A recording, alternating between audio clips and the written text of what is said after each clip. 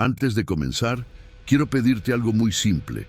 Si las historias oscuras, los misterios reales y los secretos del alma te atraen, suscríbete al canal y deja tu like. Así nos ayudas a seguir revelando lo que muchos prefieren callar. Ahora, prepárate. Esto es Cráneo Rojo, donde la mente piensa, incluso después de morir. ¿Estás seguro de querer escuchar algo que todavía sigue manchado, literalmente con sangre? Te lo advierto antes de continuar. Si alguna vez encuentras un libro que huele a hierro viejo, no lo abras. Nos mudamos a esa casa en el 2021, en las afueras de Toluca, camino a Sinacantepec. Yo soy maestro de historia en secundaria. Por eso fui yo quien insistió en esa construcción antigua, madera real, paredes gruesas, esas casas que uno cree que duran para siempre. Tenía 2 plantas, azulejo gastado y ese olor de casas que han visto demasiadas vidas antes que la nuestra. Los primeros días no pasó nada. Mudanza, polvo, cajas, la adaptación normal. Lo único que me llamó la atención, y lo ignoré a propósito, fue el cuarto subterráneo. No era un sótano completo, más bien una habitación a medio nivel bajo tierra, con acceso lateral. Estaba cerrado con una traba desde adentro. Eso me quedó flotando. ¿Cómo se cierra por dentro y luego se sale? Ninguna hipótesis era buena, así que decidí no formularla. Primer detalle, descartable. Una semana después bajé otra vez para ordenar herramientas. La lámpara del techo no prendía y entré con linterna. Había un mueble pesado contra la pared, no un apoyo casual. Estaba empujado como si escondiera algo. Intenté moverlo. No corrió como un mueble viejo. Ofrecía resistencia, como si del otro lado algo lo sujetara. Cuando finalmente cedió, lo hizo de golpe, como si aquello que oprimía también se hubiera soltado. Detrás había una caja de madera sin herrajes, atada con una cuerda endurecida por grasa seca. El olor que salió cuando la moví me cortó la respiración. Metal viejo, cuero, algo dulce rancio. No era olor de libros antiguos, era olor de cuerpo. Llamé a mi esposa para que bajara. Ella asomó la cabeza por los escalones, vio la caja una sola vez y dijo sin bajar un paso: «No abras eso aquí». No fue un comentario, fue una negativa tajante. Esa reacción, sin que yo contara nada, fue la primera validación. No éramos 2 sugestionados. Algo en esa caja generaba rechazo antes de ser abierta. Me quedé solo. La cuerda estaba gruesa y reseca. La corté. Cuando levanté la tapa vi algo que no correspondía con ninguna categoría mental rápida. No era papel. Era piel estirada y cosida. Las páginas tenían memoria elástica, no fibra vegetal. No alcancé a procesarlo entero. Cerré la tapa al instante. No la tiré ni la rompí, la cerré. Ese gesto, cerrar en vez de destruir, fue el primer error. No dije nada esa noche. Cenamos, nos acostamos, fingimos normalidad. Pero al día siguiente, al bajar a buscar una caja de cables, el olor seguía. No el mismo de la primera vez, más tenue, como cuando algo que estuvo abierto deja un residuo seco en el aire. Ese rastro me recordó que yo había visto, no imaginado. Esperé a estar solo en casa para volver a abrir la caja. Esta vez con guantes y mascarilla, como si el protocolo sanitario sirviera para algo que pertenece a otro tipo de riesgo. Saqué el volumen principal. Era rígido, pesado y cosido con hilo grueso, no hilo doméstico. Luego saqué el paquete de hojas sueltas dobladas. Las hojas estaban escritas con sangre ya seca. La tinta no deja relieve. Esto dejaba letras finas, inclinadas, regulares. Alguien escribió eso con control y con intención de permanencia. No eran garabatos ni desesperación, era registro. Intenté leer una línea, pero el texto no estaba solo. Había incisiones, cortes casi microscópicos con símbolos tallados en la capa superior de la piel. Al voltear una de las hojas, algo se desprendió y cayó al piso como una cascarilla rígida. Me agaché para observarla mejor, con la linterna cerca del suelo. No era papel reseco, era una lámina de piel desprendida del borde, como si el libro siguiera perdiendo fragmentos de sí mismo con el tiempo. Justo entonces escuché pasos en la escalera, pausados, sin arrastre. No eran los de mi esposa. Cuando levanté la luz no había nadie, pero se oyó un escalón más, como si el peso hubiera seguido bajando un peldaño que ya no estaba ocupado. Guardé todo rápido, sin mirar dos veces. Cerré la caja, empujé el mueble de vuelta contra la pared. El impulso no fue ordenar, fue tapar. Más tarde esa misma noche, sin que yo contara nada, mi esposa dijo desde la cocina: «No lo vuelvas a abrir». Y siguió lavando platos sin girarse. No fue una opinión, fue algo dicho como se dicen cosas que ya se aprendieron antes, no ahí. Como si esa frase viniera de otra experiencia previa, no de esta. Pasaron 3 días sin que yo tocara nada. Pero al cuarto, un ruido breve me llamó desde abajo, no un golpe, no un paso. Un sonido corto, como cuando una cuerda tensa se suelta medio centímetro. Yo sabía exactamente qué cuerda había ahí abajo. Bajé otra vez. La caja estaba cerrada, pero la cuerda que yo había cortado no estaba dentro. Alguien la había retirado. No fui a buscar la cuerda. No hacía falta verla para saber lo que implicaba. Yo la había dejado adentro de la caja. Ahora no estaba. Eso eliminaba la única versión segura del hecho, que todo seguía exactamente donde yo lo había puesto. Me obligué a subir sin tocar nada más. Pero esa misma tarde, mientras corregía cuadernos en la mesa del comedor, vi algo que me cortó el aire de otra forma. Mi hija menor venía desde el pasillo con algo en la mano. Era una tira reseca, enrollada, como cuero viejo. Antes de que yo reaccionara, ella dijo: «Estaba en la puerta de abajo. No era un objeto que una niña confunda con un juguete». Su cara no era de curiosidad, era de incomodidad, como quien encuentra algo que no pertenece al mundo doméstico. Yo tomé la tira con un papel, la puse dentro de una bolsa y bajé de inmediato. La puerta del cuarto subterráneo estaba abierta. No fui yo quien la había dejado así. Bajé sin hacer ruido. No había nadie, pero la caja ya no estaba pegada a la pared. Estaba 20 centímetros más adelante, angular, como si alguien la hubiera movido desde adentro para salir. Abrí con las manos temblando. El libro seguía ahí, las hojas también.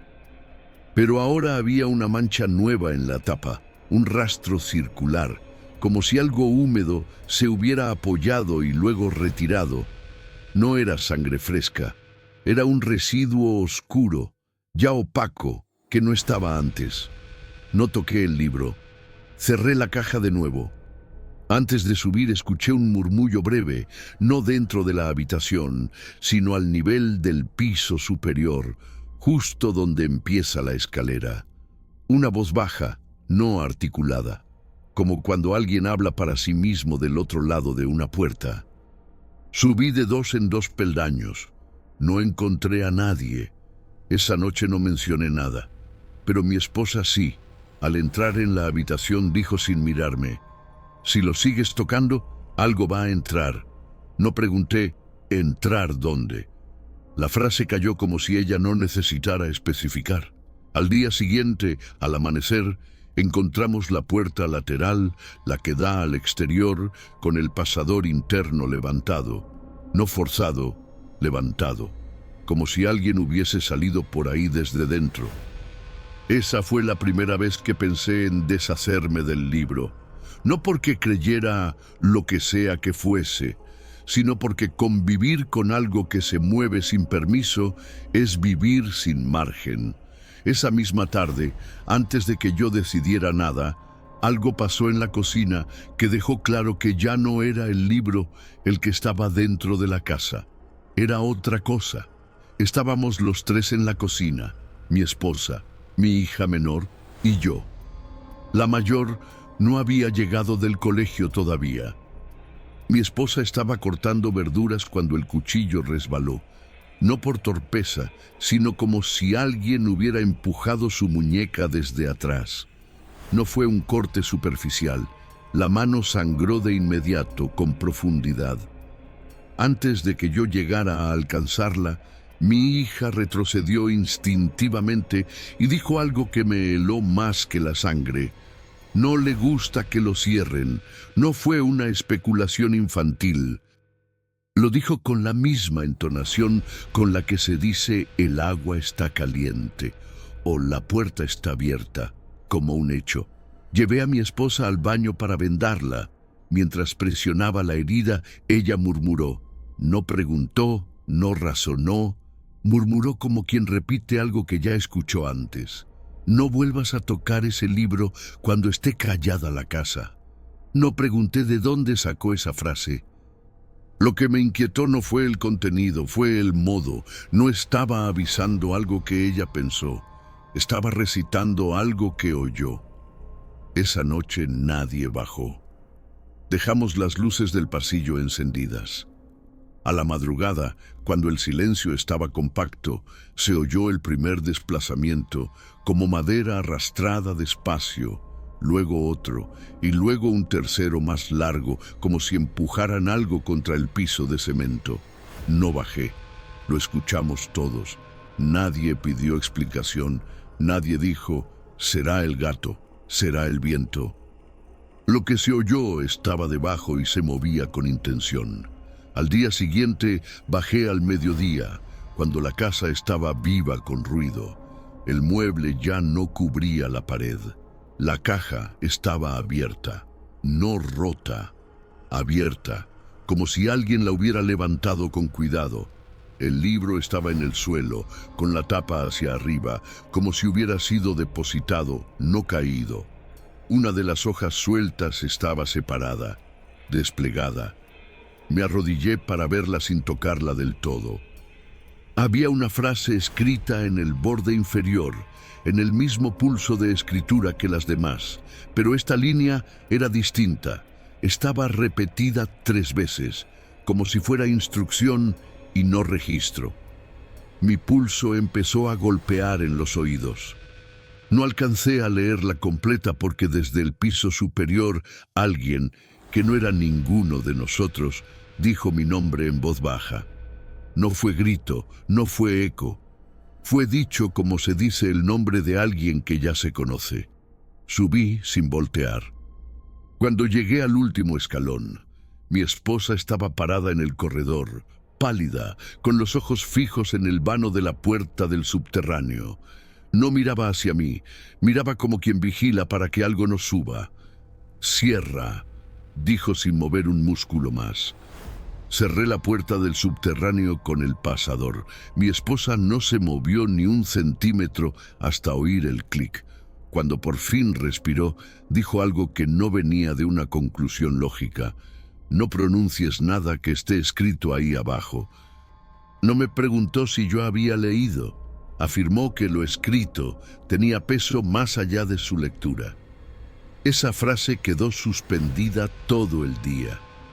Al anochecer, fui a recoger la hoja que había quedado separada para guardarla en una bolsa hermética. No pretendía estudiarla, solo aislarla. Al abrir la puerta, un olor distinto me detuvo. No era el mismo residuo rancio de antes. Este era más nítido, fresco, como hierro quebrado hace poco. La caja estaba otra vez cerrada, pero el libro ya no estaba dentro. Lo encontré apoyado contra la pared, de pie, como si alguien lo hubiera dejado listo para ser tomado. Las hojas sueltas estaban debajo, alineadas, no dispersas. Tomé la que tenía la frase repetida. La frase estaba escrita 3 veces en el borde inferior. exactamente con el mismo trazo, como si quien la escribió quisiera fijar no el contenido sino la obediencia. No voy a reproducirla aquí, no porque no la recuerde, sino porque esa línea actúa más como llave que como información. Antes de levantarme escuché la misma voz del día anterior, pero esta vez no desde arriba, sino detrás de mí, al fondo del cuarto, muy baja, apenas formando aire, como si no tuviera garganta. No articuló palabras. Fue una cadencia de voz humana sin palabra, el tipo de emisión que el cuerpo produce cuando intenta pronunciar algo sin permiso. Subí con la hoja en la mano. Al llegar a la sala, mi hija menor estaba parada en el marco de la puerta, inmóvil, mirando mis dedos, no a mi rostro. Dijo casi sin voz: «No la leas en voz alta, otra vez». No una sugerencia, no una suposición infantil. Era un mandato dicho como quien repite algo ya escuchado. Yo no había hablado una sola palabra del contenido y aún así ella actuaba como si supiera de qué se trataba. Guardé la hoja dentro de un libro de tapas rígidas para comprimirla. No pude dormir. Cerca del amanecer, cuando el ruido del vecindario empieza a volver normal, el mundo, escuché algo desde el subterráneo que no correspondía a ningún organismo vivo. Un arrastre largo, intermitente, como cuando un objeto rígido es movido por alguien que no tiene control de peso o de dirección. No era el mismo sonido de antes, este parecía más pesado. Bajé al mediodía. La puerta, que yo había dejado cerrada con pasador, estaba solo entornada, como si algo hubiera empujado desde adentro lo suficiente para que el metal cediera sin romperse. El libro había vuelto a la caja, pero la hoja con la frase ya no estaba donde yo la guardé. Fui directo al lugar donde yo había escondido la hoja, dentro del libro de tapas rígidas, entre dos páginas centrales. No estaba, no había restos, no había rastro de extracción, como si nunca hubiera sido colocada allí. La tapa seguía cerrada, el lomo intacto. No era un hurto, era una desaparición limpia. Mi esposa entró a la sala en ese preciso momento. No me preguntó qué buscaba. Dijo sin mirar: «Si algo desaparece de ese libro, no lo busques dentro de la casa». Esa frase no nace del azar. Fue dicha como si ya supiera que lo que sale de ese objeto no permanece en un solo espacio. Decidimos, o intentamos decidir, deshacernos de la caja. Esa misma tarde bajé con una bolsa gruesa y cinta para envolverla sin volver a abrirla. Pero cuando entré al cuarto subterráneo, vi un cambio que no admitía interpretación práctica. El libro ya no estaba sobre el suelo ni dentro de la caja. Estaba colocado en la repisa superior, recto, inclinado contra la pared, como si un adulto lo hubiera puesto a la altura del pecho. No había nadie más en casa. Me quedé inmóvil, no por miedo emocional, sino por cálculo. Si algo se mueve sin permiso, el primer fallo es acercarse como si se tratara de un objeto cualquiera. Retrocedí un paso. En ese silencio escuché un sonido breve, muy definido, el mismo chasquido que hace una cuerda seca al tensarse y soltar 1 milímetro. Vino desde el interior del libro cerrado. No lo abrí. Subí con las manos vacías. Esa noche, al acostarnos, mi esposa rompió por primera vez el silencio en forma directa. Esto no empezó aquí. No lo dijo como pregunta. Lo dijo como si ella conociera el patrón, no el caso. Le pedí que explicara. Ella no explicó. Cerró los ojos y negó con la cabeza, como alguien que recuerda algo que eligió no volver a narrar. Cerca de la madrugada, una vibración leve recorrió el piso, no como temblor, como si algo pesado fuera arrastrado desde el subsuelo hacia el eje de la casa. La vibración se detuvo justo debajo de nuestro cuarto y no continuó. Esa inmovilidad posterior fue peor que el ruido. Al día siguiente bajé nuevamente al mediodía. El libro ya no estaba en la repisa, tampoco en la caja. Revisé el suelo, las esquinas, detrás del mueble. Nada. El cuarto parecía vacío. Fue al subir que lo vi. El libro estaba ahora en el primer peldaño de la escalera, colocado perpendicular, bloqueando el paso. No había podido subir solo desde el subsuelo hasta el escalón. Y sin embargo, allí estaba, como si marcara la frontera entre abajo y arriba. No lo toqué. Rodeé el escalón apoyando el pie en la pared y subí sin rozarlo. Esa misma tarde, la hija mayor, que nunca había bajado al subterráneo, dijo una frase que no debería haber tenido contexto para ella. No quieren que salga de la casa. Esa frase, dicha por alguien que no había visto nada, anuló la última línea de defensa racional. Yo nunca hablé del libro frente a ella. No sabía cómo lucía, ni que había sido movido, ni que lo había encontrado en el escalón, y sin embargo, habló como quien repite un mensaje recibido, no inventado. Le pregunté, ¿quién no quiere? Ella no levantó la vista del celular. Contestó como si fuera obvio. Los que escribieron eso. No mencionó libro, no dijo páginas. Dijo eso, como si el estatus del objeto fuera ya tácito incluso para quien nunca lo vio. Esa noche decidí sacar el libro de la casa aunque fuese a riesgo de tocarlo. Esperé que todos durmieran. Armé una bolsa doble de basura gruesa. Bajé por él. No estaba en el escalón donde lo había visto la tarde anterior. Bajé un tramo más. Tampoco en el piso del subsuelo. Bajé completo. Nada. El cuarto estaba vacío.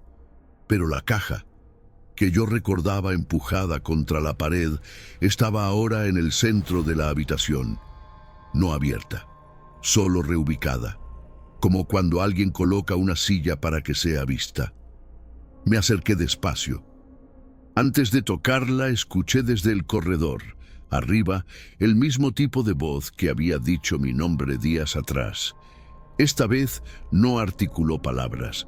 Era la misma cadencia humana sin palabra, pero más cerca, casi al nivel del marco de la puerta, como si algo estuviera de pie justo en el límite entre el cuarto y la escalera.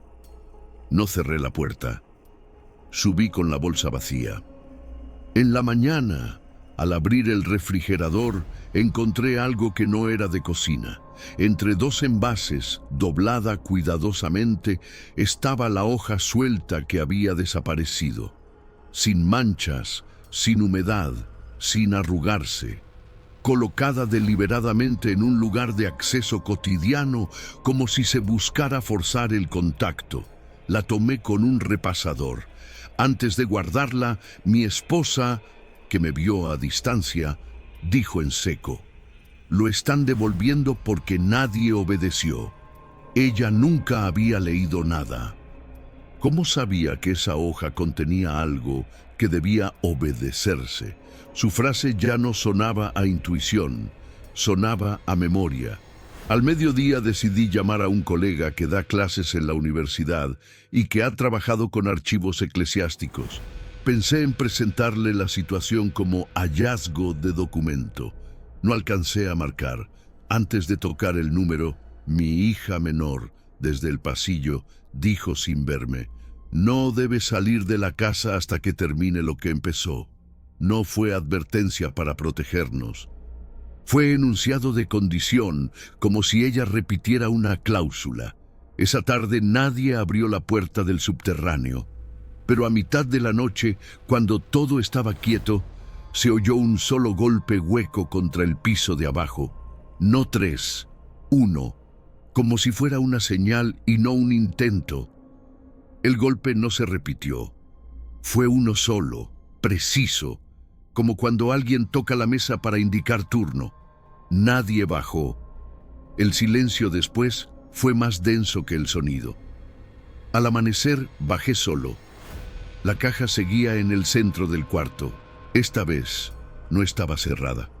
La tapa estaba apenas apoyada, como si bastara un soplo para abrirla. No la levanté de inmediato. Antes miré alrededor. Nada más se había movido. Era como si todo el cuarto esperara solo ese gesto. Abrí la tapa. El libro estaba dentro, pero no como antes. Ahora estaba abierto en la página donde había estado la frase repetida. Solo que esa frase ya no estaba escrita en sangre seca. Estaba fresca, más oscura, más densa. 3 veces. La misma línea, la misma caligrafía. Escrita como si el acto hubiese ocurrido no décadas atrás, sino mientras dormíamos. Cerré la caja de golpe. El aire cambió, no de temperatura, sino de densidad. Como cuando en una habitación entra alguien grande aunque no se vea. No escuché pasos, no escuché respiración, pero la sensación física de presencia era tan compacta que el cuerpo entra en el modo reflejo de no girar la cabeza. Subí sin mirar atrás. Esa misma tarde, sin que yo dijera una palabra, mi esposa comenzó a empacar ropa básica en silencio. No me consultó, no me avisó. Guardaba como quien ya resolvió que quedarse no es opción. Pero antes de cerrar la primera maleta, dijo algo muy bajo, casi para sí. Si nos vamos con él adentro, no termina aquí. Sigue. No explicó por qué lo sabía. No pregunté. Decidimos salir esa noche y dormir en casa de mi cuñada. Pero cuando bajé al auto con la primera bolsa, algo me obligó a volver a mirar la puerta del subterráneo. Estaba abierta, no de par en par, abierta lo suficiente para que quedara claro que alguien había pasado. Bajé un solo escalón, no más. Desde allí se veía la caja abierta en el centro. El libro ya no estaba adentro. Miré el primer peldaño de la escalera, por reflejo, y ahí estaba otra vez, apoyado de costado, bloqueando el paso, exactamente como el día anterior, pero ahora con la página abierta hacia mí. No me acerqué para leerla. No hizo falta. El rastro oscuro aún brillaba, como si llevara minutos, no años. Subí y cerré la puerta dejando el libro abajo.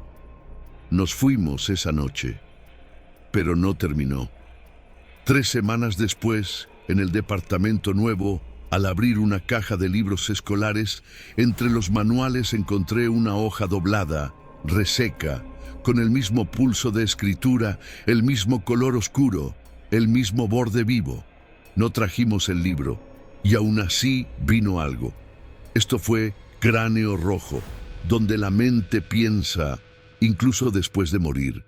Si quieres más relatos reales como este, suscríbete y deja tu like.